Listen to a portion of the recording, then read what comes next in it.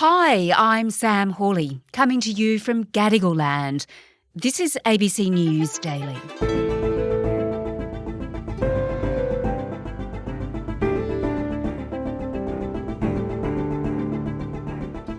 The government says private companies and shonks are partly behind the huge blowout in how much the National Disability Insurance Scheme is costing taxpayers. It's announced a crackdown to end businesses profiteering from the NDIS, which for the first time this financial year will cost more than Medicare. Today, a disability advocate on what's gone wrong with a scheme which is vital for hundreds of thousands of Australians.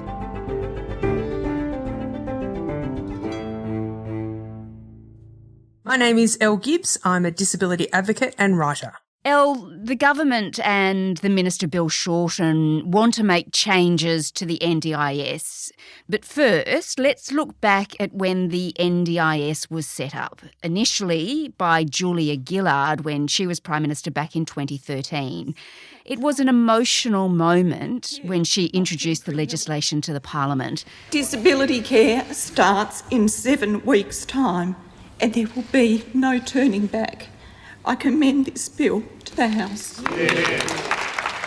Do you remember that? Can you reflect on that moment? I do. I remember it very well. I think for me it was about all of the work that had led up to that point. So yes, it was emotional, but I also think for lots of people it was exhausting. People were very tired because there'd been a lot of work getting up to that point and getting it across the line. But it was a big achievement to actually get a national disability insurance scheme.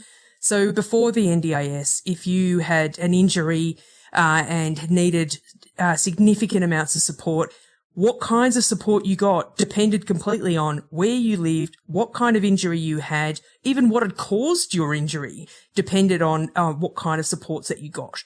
So having a kind of individualised support packages program that was national was such a big achievement for the disability movement. In terms of getting standardisation and actually meeting the enormous kind of unmet need that was in the community. Australia is ready for a national disability insurance scheme. Thank you. So in the old system, the money went to service providers and they decided who got support and what that support looked like and who was eligible. And in the new system, the support sits with the person with disability. And for lots of people, they were getting support for the very first time and being able to have a lot more control over that support.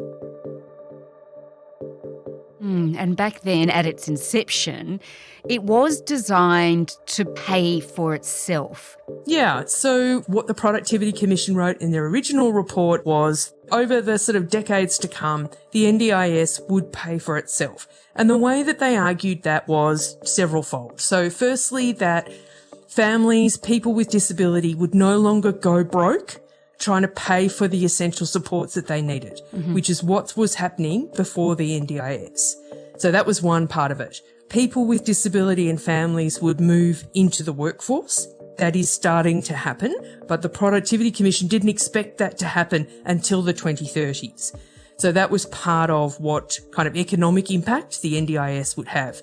And the other part of the economic impact was the jobs that the NDIS would create. And that has certainly happened. So there's now close to 300,000 jobs have been created out of the NDIS. Not all of them brand new, but a big significant part of them are new. And the Productivity Commission was very clear that continuing with the old system was going to bankrupt state government budgets in its existing form, that it was ineffective and that the money was not being used effectively.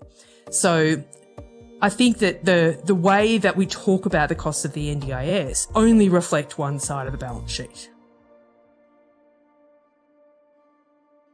But this financial year, the NDIS will cost $35.5 billion. That's more than $10 billion than original estimates. That's a financial failure, is it not? No, I don't think so at all. I think that's a very that's a mischaracterisation. I think there are a range of reasons why the cost estimates for the NDIS originally were incorrect. One of the main ones was wages for disability support staff have gone up considerably since the Productivity Commission report was written. there are more people getting support from the NDIS than in the original estimates, including a lot more kids. So half the people on the NDIS now are children. 10% of boys, for example, who are aged 5 to 7 are now getting individualised supports through the NDIS, and 4% of girls. And that says to me that something is happening when kids are starting school, that so many kids are now needing individualised supports to manage their first couple of years at school. And that says to me that our education systems need to do way better at including kids with a range of disabilities. We're not telling the whole story. We don't talk about roads in this way. We don't talk about defence in this way, and so I don't understand why we talk about the NDIS in this way. All of our public services have benefits. We don't talk about a sunk cost in education, for example, as though there is no return for investing in education. And it is the same for disability services. The National Disability Insurance Scheme is not what it should be. For the NDIS to reach its potential, it needs a reboot. The government is, of course, now looking, though, at the financial costs and perhaps some financial problems with the scheme. If left unchecked, the cost of the NDIS will reach $90 billion a year by 2032. That's more than Medicare. One of the problems addressed by Bill Shorten is fraud. We also said that we'd crack down on fraud, and we're doing that. Last October, we created a fraud fusion task force. It's now got 38 investigations underway, involving more than $300 million in payments. How big a problem is rorting of the system, in your view?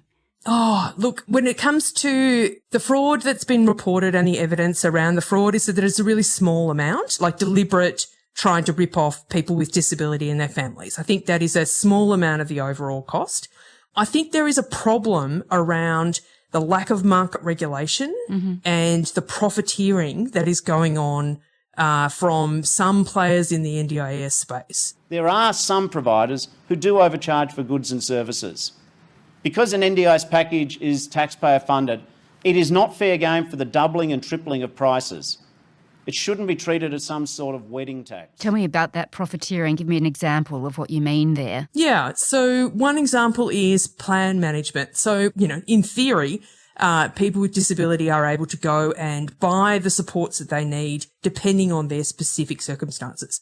And so plan management now costs 1 to 2% of the total costs of the NDIS.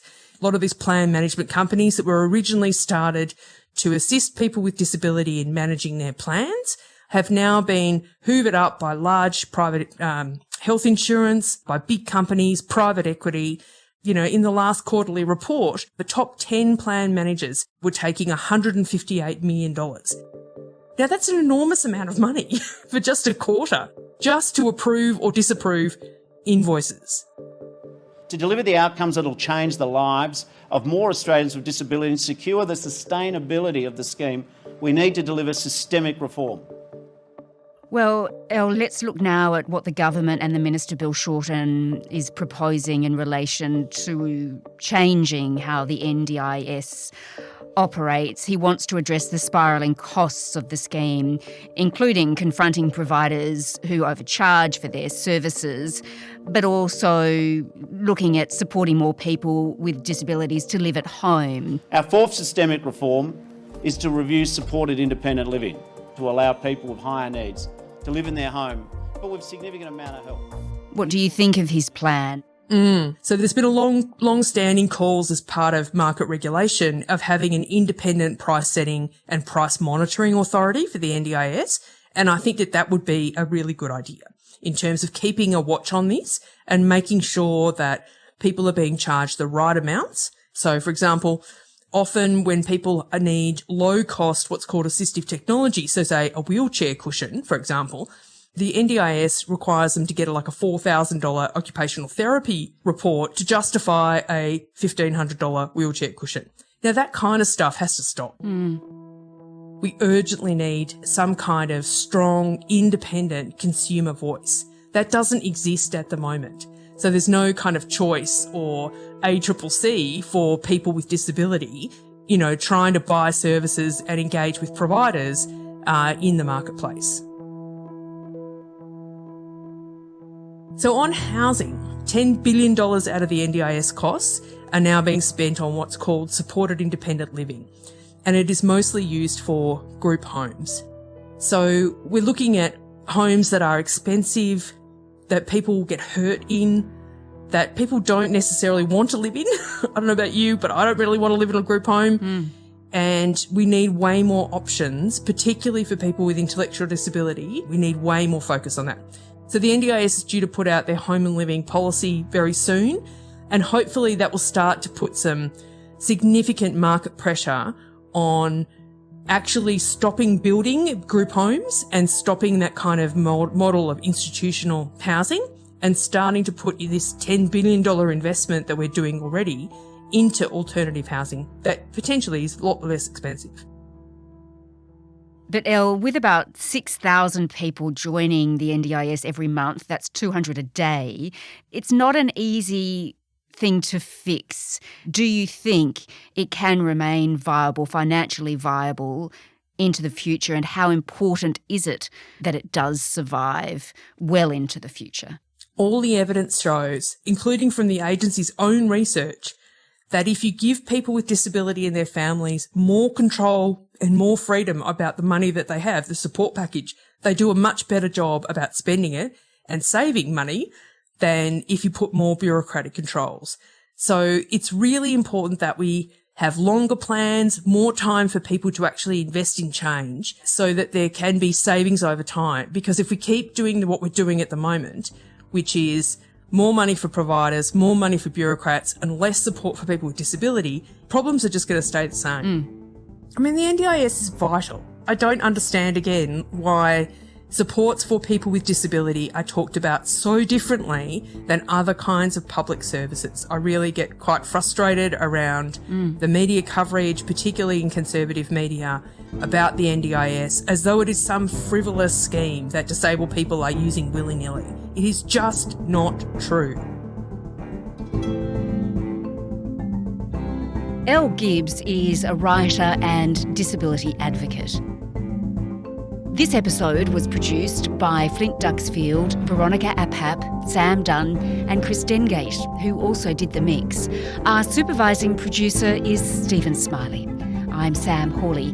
To get in touch with the team, please email us on ABC News Daily at abc.net.au. Thanks for listening.